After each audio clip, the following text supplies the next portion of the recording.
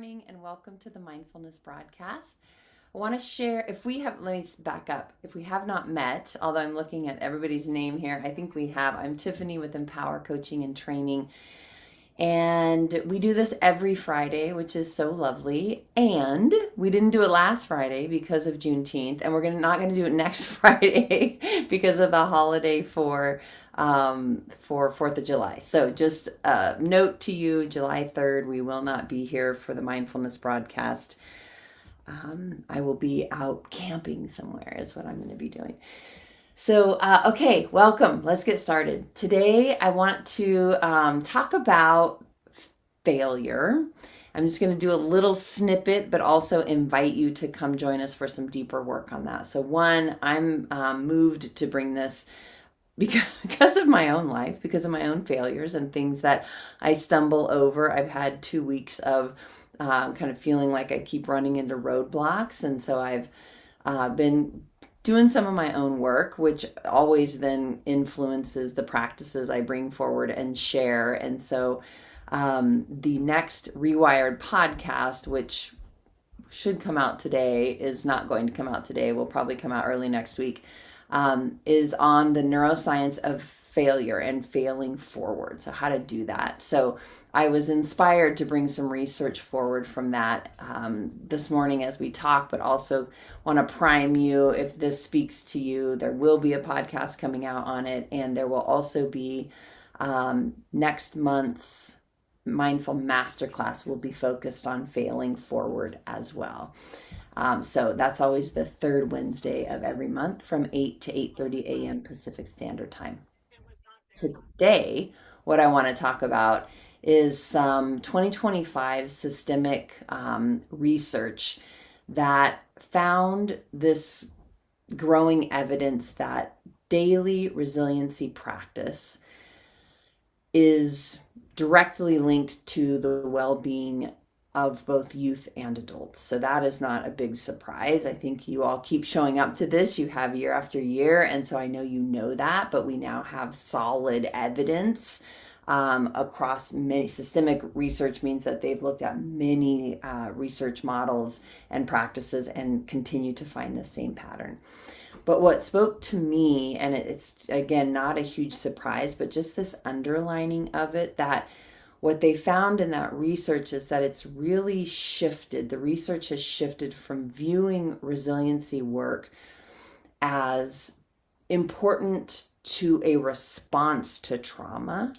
So historically, it's been more like something has happened and we want to use resiliency to return to the state that we were previous to the trauma. Right? So like the meaning of resiliency, returning back to the state, being able to bend and flex. The trauma existed, and now because of that, I'm going to engage in a resiliency practice to try to return to that previous state. Into really seeing resiliency work as this daily cultivated maintenance plan that maintains healthy levels despite adversity. So it's really holding it as this anchoring, this psychological anchoring, a daily practice that trains your nervous system to be able on not just to trauma, but to the daily bangs and hits and,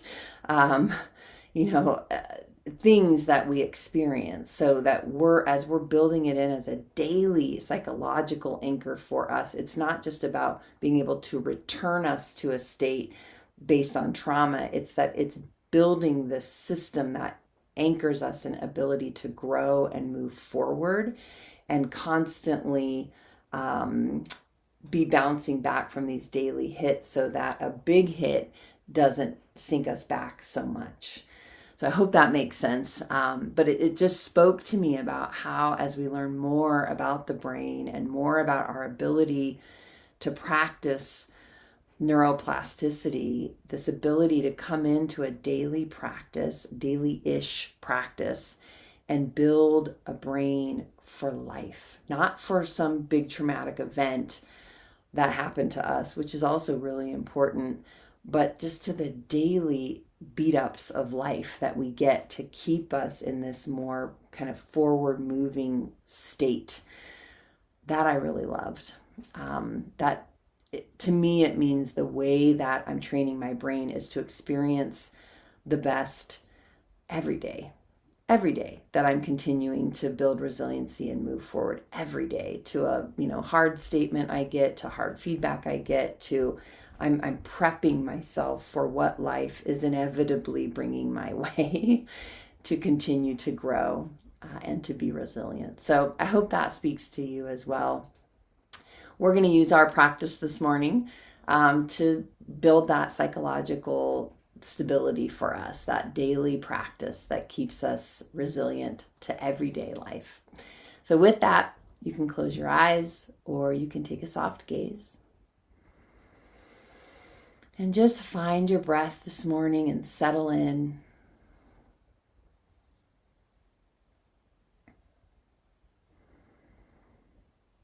You feel your breath first in your body. So just notice your body's response to your breath. That's your practice this morning. So normally we might say bring your attention to the breath. And what I'm going to invite you to do this morning is have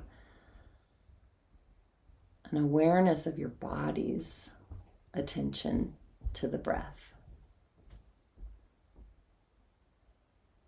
So our brain gets so busy doing hundreds of things all at once that we forget we're breathing. We forget our heart is beating. We forget we're digesting food, and that we're building new brain pathways, and that we're metabolizing, and we're doing all of this work, this profound, miraculous work at the cellular level all of the time. And so what we're doing right now is just coming into what is always happening for us, which is this body's response and sometimes reaction to the brain. That lower brain, that survival system, is sending signals to our body. Breathe. Inhale. Exhale. And our body responds. And so all we're doing is inviting ourselves to witness and feel this miraculous system that, thank goodness, continues without our attention to it.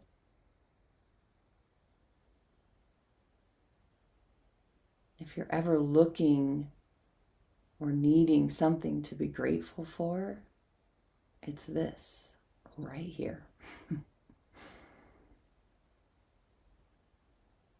So just notice your shoulders and your chest lift as you breathe. Notice your belly extend and fall.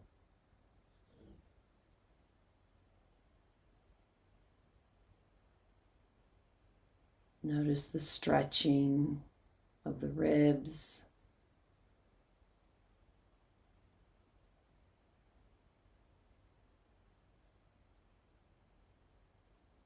And then notice how our noticing impacts the breath. Often when we bring our attention to it, our breaths get slower and deeper.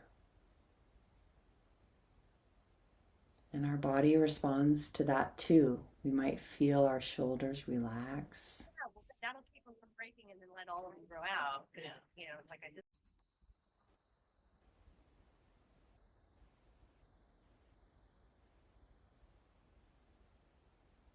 Might feel our pelvis kind of fall more deeply into the seat if we're sitting.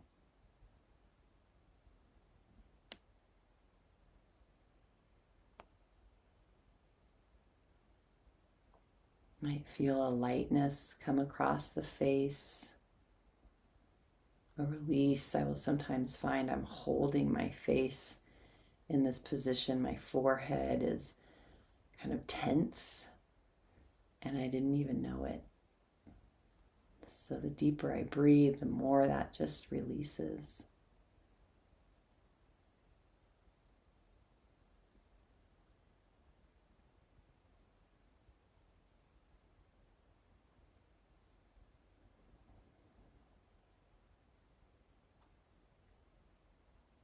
And continuing to notice your body's relationship to breath. That's your work.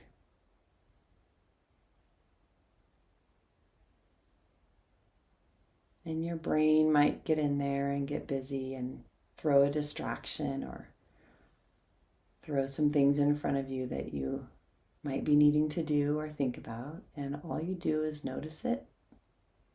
Yep, thank you. And then bring your attention back to your body. Those distractions aren't proof that you're not trained enough or good enough or the right fit for mindfulness or neural training. But that is in fact just the human experience that most of us are experiencing every time we practice mindfulness, whether it's a 10-second breath or a 10-minute practice. It's just coming back and returning.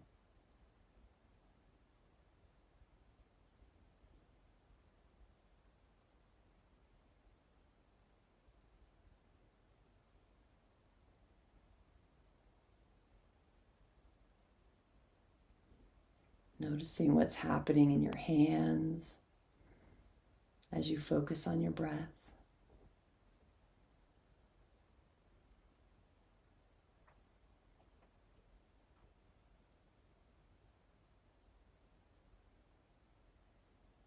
Allowing any relaxation or release to happen. And also not expecting it. Just noticing what's happening as I bring my attention to the body as it breathes.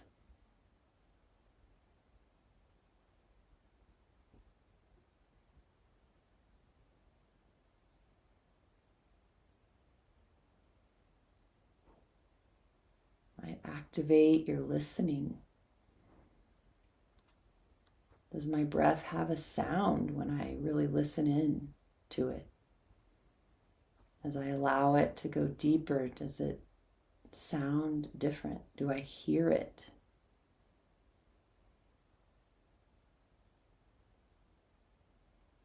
Can I hear gurgling in my tummy as my belly extends further and falls as my breath goes deeper?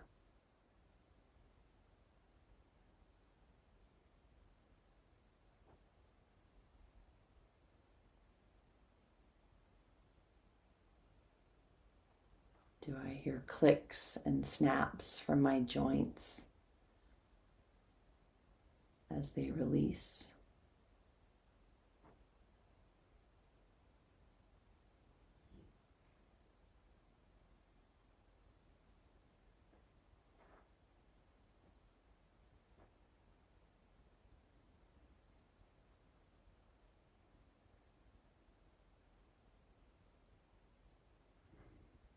And as we begin to close, before we leave this space, just offering up a whole lot of gratitude to this system. This is always happening, this body response to the brain. And by simply taking a few moments, we can impact this in positive ways, building our resiliency, building the space to be who we want to be, even in a life that keeps throwing us curveballs.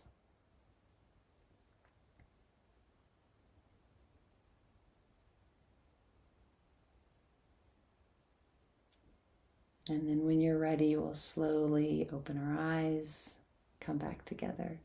Thanks, everyone. I will not see you next Friday, but I'll see you after that. Take care. Bye, everyone. Bye.